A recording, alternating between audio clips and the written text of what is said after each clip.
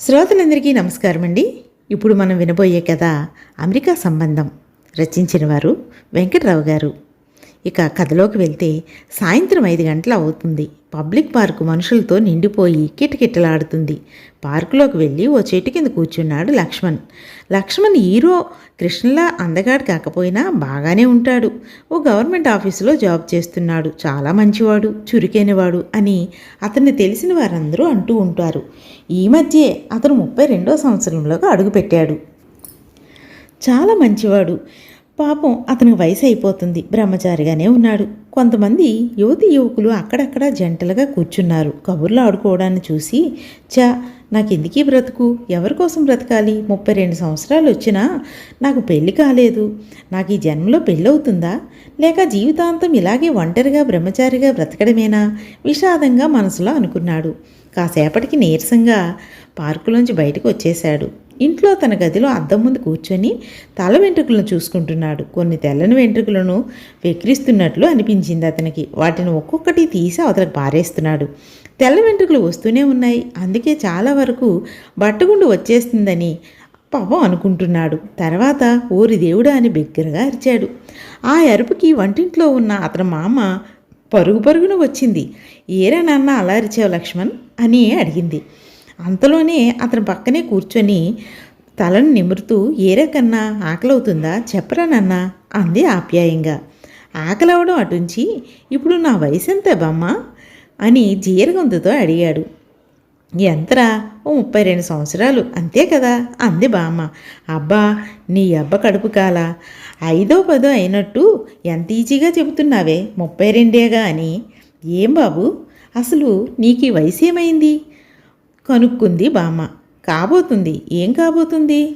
ఓ నిండు ప్రాణం పోబోతుంది. ఎవరి నిండు ప్రాణంరా, నిజం చెప్పరా? నీ మనవడి నిండు ప్రాణం అమ్మా. బామ్మ షాక్ గురైంది. ఊహించని ఆ బామ్మకు నాన్న అంది ఎంతో భయంగా. అవును బామ్మ, నేను చనిపోవడానికి నిశ్చయించుకున్నాను. ఏంట్రా అలాగంటున్నావు అని అరిచింది బామ్మ. ఆమె అరుపుకి అదిరిపడ్డాడు లక్ష్మణ్. అబ్బా నువ్వు అలా గట్టిగా అరవకే మామ, అలా గట్టిగా అరిస్తే అమ్మా నాన్నలకు వినిపిస్తుంది. ఈసారి మెల్లగా అరిచింది. ఇంకా ఏం కాలేదు, కాసేపట్లో ఒకటి అది అలా మెల్లగా అరువు బాగుంది కన్నా. నీకేమైందని చావడానికి నిశ్చయించుకున్నావురా? ఏం కాలేదని చావడానికి నిశ్చయించుకున్నానమ్మా. అలా పిచ్చి పిచ్చిగా మాట్లాడగరా నాన్న. నీలో మా ఆయన్ని చూసుకుంటూ ఈ జీవితాన్ని ఎలా గడుపుకొస్తున్నాను. నువ్వు చావాలని నిశ్చయించుకుంటే నేను కూడా చచ్చిపోతాను బాధగా అంది ఆ మా అమ్మ. అబ్బబ్బ నువ్వెందుకు నాతో పాటు చావడమే, నేనంటే నా కోరికలు తీరడం లేదని చావాలనుకుంటున్నాను అని ఎంతో బాధగా చెప్పాడు లక్ష్మణ్. నీ కోరికలు తీరడం లేదా? ఏమిట్రా మాటలు పిచ్చి కన్నా. ఈ బామ్మ లేదు నీ కోరికలు తీర్చడానికి? చెప్పు, కొండ మీద కోతిని తెమ్మంటావా, గుళ్ళోని శివలింగం తెమ్మంటావా? తక్షణం తెస్తాను. గాడిద గుడ్డు తీసుకురా అన్నాడు. గాడిద గుడ్డు ఎందుకురా నాన్న? బాతుగుడ్డు తెస్తాను సరేనా? నాకు గాడిద గుడ్డే కావాలి. అబ్బా అది తేవడం కుదరదురా. అది కాకుండా మరి ఏదైనా కోరుకో. అయితే ఈ వారం రోజుల్లో నాకు అందమైన అమ్మాయితో పెళ్లి చెయ్యి గతుక్కుమంది బామ్మ ఆ మాటకు. నీ చెల్లెలి పెళ్లి కానిదే వారం రోజుల్లో నీ పెళ్ళాం ఎలా చేస్తారా అంది బామ్మ. ఎందుకు చేయరు? ఇప్పటికే ఇంటా బయట ఆఫీసులో కూడా అందరూ నన్ను ముదిరిన బెండకాయ అంటున్నారు. మొన్న ఒకడు వాడిపోయిన వంకాయ తెచ్చి నా చేతిలో పెట్టి ఉంచుకోరా బ్రదర్, ఇలాంటి వాడిపోయిన వంకాయలు నీలాంటి పెళ్లికాని బ్రహ్మచారుల దగ్గర ఉంటేనే అందం అన్నాడు హేళనగా. పిచ్చి కన్నా, లోకంలో కాకులు వాళ్ళు ఎన్నెన్నో అంటారు, అన్నింటికీ మనం బాధపడాలా ఏంటి అంద బామ్మ. ఒక విషయం చెప్పేదా బామ్మ? తాతయ్య నేను ఏ వయసులో పెళ్లి చేసుకున్నాడు? 16వ ఏట. మరి నా వయసు ఇప్పుడు 32. మరి నాకింకా పెళ్ళి ఎందుకు చేయలేదు? అబ్బబ్బా నీ చెల్లెలు పెళ్ళి అయిన తర్వాత నీకు చేస్తాంగా. అసలు చెల్లికి పెళ్ళి అవుతుందా అని అన్నాడు. కోపంగా అరిచింది బామ్మ. ఏమిట్రా మాటలు, మా పాడు మాటలు మాట్లాడుతున్నావు? చెల్లెళ్ళు అంత మాటలు అనొచ్చా? అనొచ్చు. దానికి ఈ జన్మలో పెళ్లి కాదని తెలుసు, నాకు కూడా పెళ్లి కాదని తెలుసు, అందుకే అలా అంటున్నాను. నీకు పెళ్లి కాదంటే నమ్ముతాను కానీ దానికి కాదంటే నమ్మను. ఎలా అవుద్దే చెప్పు? అది ఏమైనా కోటీశ్వరాలనుకుందా? పెళ్ళంటూ చేసుకుంటే అమెరికాలో స్థిరపడ్డ భారతీయున్నే చేసుకుంటానని భీష్మించి కూచుంది ఆవేశంగా అరిచాడు లక్ష్మణ్.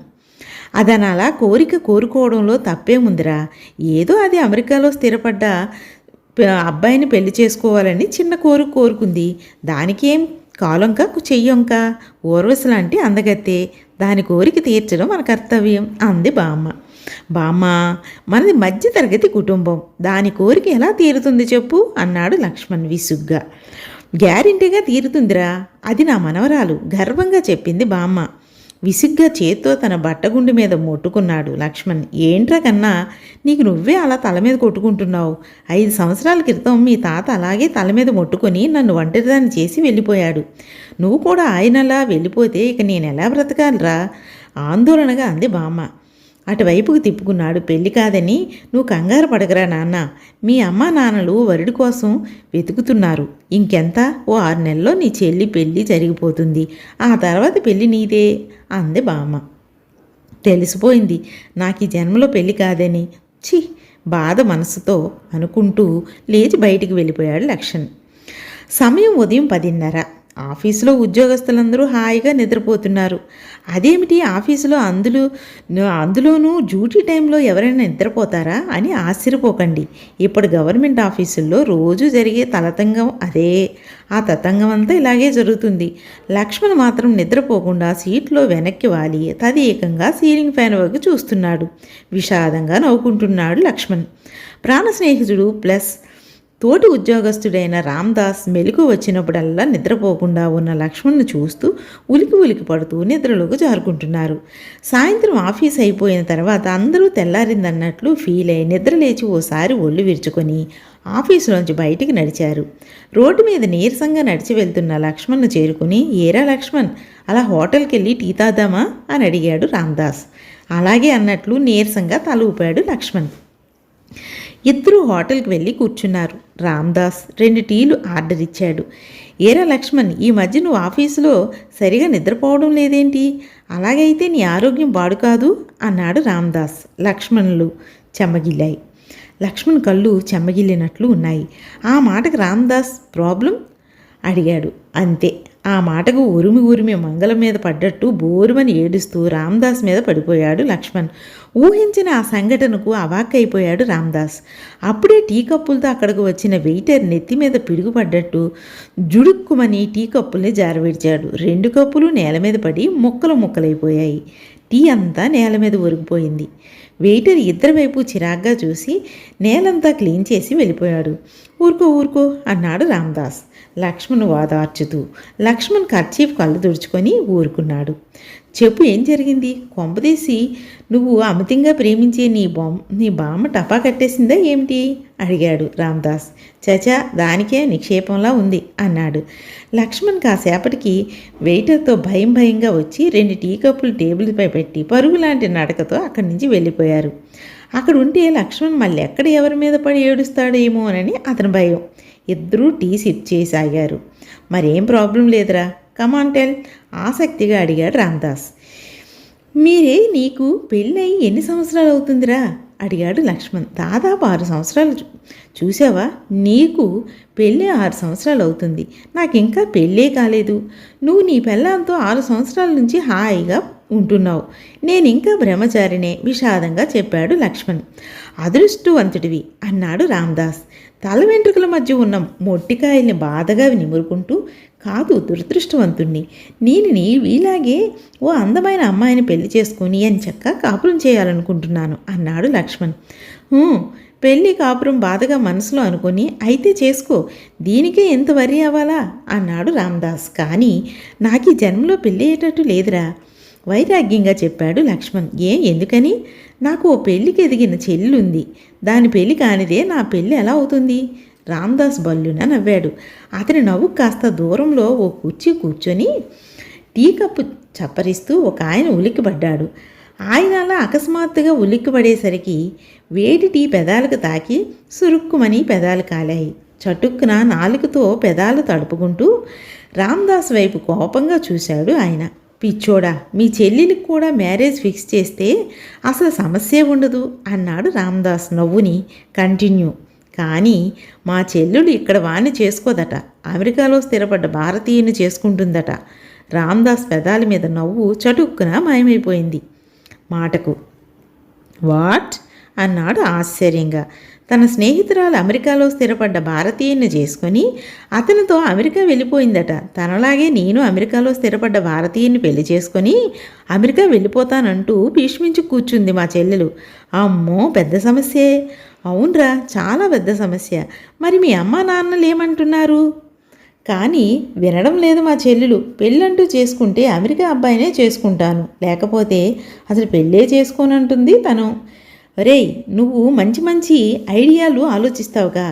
మా చెల్లెలు మనసు మార్చడానికి ఓ మంచి ఐడియాను ఆలోచించరా ప్లీజ్, బ్రతిమలాడాడు లక్ష్మణ్ రామదాసును. రామదాస్ గంభీరంగా ముఖం పెట్టి ఆలోచించాడు. అతని వైపు ఉద్విగ్నంగా చూడసాగాడు లక్ష్మణ్. రామదాస్ ఓ 5 నిమిషాలు ఓపికగా ఆలోచించి ఐడియా అని అరిచాడు. ఆ అరుపుకి లక్ష్మణ్ తుల్లిపడ్డాడు. చెప్పమన్నట్లు కుతూహలంగా తల ముందుకి వంచాడు లక్ష్మణ్. రామదాస్ తనలోంచి ఆలోచించిన ఐడియాను అతని చెవిలో చెప్పాడు. వండర్ఫుల్ ఐడియా అన్నాడు లక్ష్మణ్. గర్వంగా నవ్వాడు రామదాస్. లక్ష్మణ్ టీబీలు చెల్లించాక ఇద్దరు హోటల్లోంచి బయటకు వచ్చారు. ఒరే రామదాస్, నీకు ఇంత మంచి ఐడియాలు ఎలా వస్తాయిరా అడిగాడు లక్ష్మణ్. రోడ్డు మీద నడుస్తూ ఉబ్బి తబ్బిబ్బైపోయాడు రామదాస్ ఆ మాటకు. ఓ చిన్న నవ్వు నవ్వి ఊరుకున్నాడు. రేయ్, నువ్వసలు సైంటిస్ట్ అయ్యి ఉండాల్సింది. గొప్ప గొప్ప సైంటిస్టులు కూడా నీలాగా ఆలోచించరు అన్నాడు లక్ష్మణ్. పట్టరాని ఆనందముతో ఉక్కిరిబిక్కిరైపోయాడు రామదాస్. అటువైపే వస్తున్న ఒక అతన్ని హఠాత్తుగా కౌగిలించుకుని ఏడ్చేశాడు. అతను కొయ్యబారిపోయాడు. అంతలోనే నిగ్రహించుకొని, ఊరుకో బ్రదర్, ఊరుకో, పోయిన వాళ్ళు ఎలాగూ తిరిగిరారు, నువ్వేమీ వర్రీ కాకు. వర్రీ అవుతే నువ్వు నీ భార్యలాగే పోగలవు. బార్టన్ బ్రదర్, దే కూల్ ఆన్ అంటూ అతను వెళ్ళిపోయాడు. ఈసారి రాండని కొయ్యబారిపోయాడు. ఆ మాటలు అదేమిట్రా అలా అంటున్నాడు అతను అప్సెట్ అవుతూ లక్ష్మణ్ అడిగాడు. లక్ష్మణ్ తడబడ్డాడు. పాపం మూడీ ఫెలో కావచ్చు, జాలీగా చూస్తూ చెప్పాడు. అరే, మూడు ఫెలో అను నువ్వనగా ఓ విషయం గుర్తొచ్చింది నాకు. మన గంగాధర్ విషయం నీకు తెలుసా అన్నాడు రామదాస్. ఎవరు? మన జక్కుల గంగాధర్ గారా? అవును. తెలియదురా, ఏమైంది? పాపం, ఇంకా ఏం కావాలి? కాకూడని అయింది. అబ్బా, కాస్త అర్థమయ్యేటట్లు చెప్పరా. వాడు తన వెహికల్ పోయిందని కంప్లైంట్ ఇవ్వడానికి పోలీస్ స్టేషన్కి వెళ్తే, నీ దళం ఏది? ఎందుకు వచ్చావు ఇక్కడికి చెప్పు. నీకు ఆ మంగన్న ఎందుకు గొడవలయ్యాయి? మీకు ఆయుధాలు ఎక్కడి నుంచి వస్తున్నాయి? ఇవాళ ఎవరిని చంపాలని ప్లాన్ చేసావు? టెల్మీ అని ప్రశ్నల వర్షం కురిపించాడట ఎస్ఐ నాయుడు. ఆ ప్రశ్నల వర్షానికి వాడి మెదడు వాచి చిట్లిపోయింది. అంతే, పిచ్చిగా నవ్వుతూ, నేను సీఎంను, ఈ రాష్ట్రానికి ముఖ్యమంత్రిని, ఈ రాష్ట్రాన్ని పక్క రాష్ట్రానికి అమ్మేస్తాను, ఆహాహా అమ్మేస్తాను అంటూ ఆ నరుచుకుంటూ స్టేషన్లోంచి బయటికి పరిగెత్తాడట. వాడు ట్యాంక్ బండ మీద పిచ్చిగా తిరుగుతున్నాడు, బాధగా చెప్పాడు రామదాస్. పాపం, కుమిలిపోతూ అన్నాడు లక్ష్మణ్. అరే లక్ష్మణ్, ఎప్పుడైనా పోలీస్ స్టేషన్కి వెళ్ళాల్సిన అవసరం వస్తే చచ్చినా వెళ్ళకు. వెళ్ళావో నీ పని అయిపోతుంది హెచ్చరిస్తూ అన్నాడు రామదాస్. అమ్మో, అసలు వెళ్ళను, గుండెల మీద చేతులేసుకుంటూ అన్నాడు లక్ష్మణ్. ఇంకో విషయం చెప్పడం మర్చిపోయానురా. ఓ మర్డర్ కేసు పని మీద నెలలైనా ఎటూ తేలకపోయేసరికి చిరాకుతో తన స్టేషన్లోని ఓ కానిస్టేబుల్ని అరెస్ట్ చేసి పై అధికారులకి వీడే సార్ మర్డర్ చేసింది అని చెప్పాడు ఓ ఇన్స్పెక్టర్. మై గాడ్, ఎంత ఘోరం! మరే ఈ రోజుల్లో అలాగే జరుగుతున్నాయిరా. మనం కాస్త జాగ్రత్తగా ఉండాలి అన్నాడు రామదాస్. ఆ తర్వాత ఇద్దరు విడిపోయి ఎవరింటికి వారు వెళ్ళిపోయారు. ఇంట్లో తన తల్లిదండ్రులతో, అమ్మా నాన్న ఇంతకుముందు బజార్లో పెళ్లిళ్ళ పేరయ్యి కలిశాడు. వచ్చే వారం 7వ తారీఖున మన చెల్లెలు చూడడానికి అమెరికా నుంచి ఓ ఫ్యామిలీ వస్తున్నారు అని చెప్పాడు లక్ష్మణ్. తండ్రి రామనాథం మంచిది అన్నాడు అయిష్టంగా. తల్లి రామలక్ష్మి శుభం అంది విచారంగా. తన గదిలో కూర్చొని ఒకదాని తర్వాత మరొకటి అందమైన కలలు కంటున్న లక్ష్మణ్ చెల్లెలు సుశీల అతని మాటలు విని ఆనందభరితురాలైంది. ఆ రోజు ఎప్పట్లాగే 8 గంటలకు కాకుండా 6 గంటలకే నిద్రలేచి స్నానాలు అవి చేసి అందంగా అలంకరించుకొని సుశీల అటు ఇటు తిరుగుతుంది. ఆమె ముఖం ఆనందంతో కలకలలాడుతుంది. ఓ అందమైన కల కనడం కోసం తన గదిలోకి వెళ్ళి బెడ్ మీద వాలిపోయి కళ్ళు మూసుకుంది. ఓ హ్యాండ్సమ్ బాయ్ అమెరికా నుండి వచ్చినట్లు, తనని చూసి ముగ్ధుడైపోయినట్లు, వెంటనే తనని పెళ్లి చేసుకొని అమెరికా తీసుకువెళ్ళినట్లు అలా ఓ అందమైన కళ కొనసాగింది. సుశీల. లక్ష్మణ్ తయారైన పిండి వంటలు వెంటనే తెచ్చి డైనింగ్ టేబుల్ సర్దాడు. అతని తల్లిదండ్రులు హాల్లో ఓ సోఫాలో కూర్చొని ఉన్నారు. సరిగ్గా 8 గంటలకు ఓ తెల్లని మారుతి కారు వచ్చి ఇంటి ముందు ఆగింది. అంతా కారు వద్దకు పరిగెత్తారు.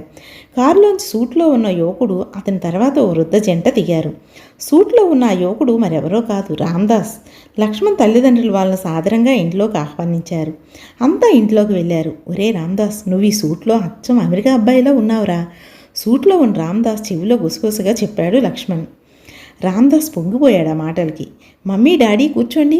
ఓ సోఫా చూపిస్తూ తన తల్లిదండ్రులతో కూర్చోమని చెప్పాడు రామ్దాస్. ఓ సోఫా చూపిస్తూ తన తల్లిదండ్రులతో వినయంగా అన్నాడు రామ్దాస్. ఏంటి కూర్చునేది? టైం ఇంకా అరగంటే ఉంది. టైం ఎక్కువైందో రేటు పెరిగిపోద్ది అంది రామ్దాస్ తల్లి సోఫాలో కూర్చుంటూ. అంతా ఉలిక్కిపడ్డారు ఆమె మాటలకి.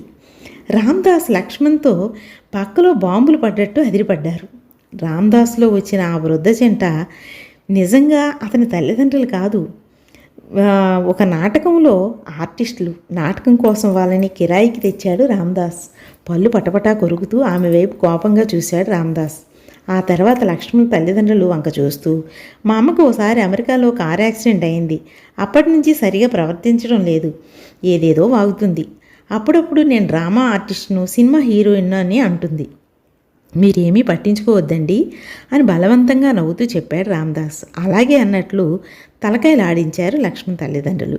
కాసేపటికి సుశీల వయ్యారంగా నడుచుకుంటూ వచ్చి అందరికీ కాఫీ కప్పులు అందించి మరో సోఫాలో కూర్చుంది.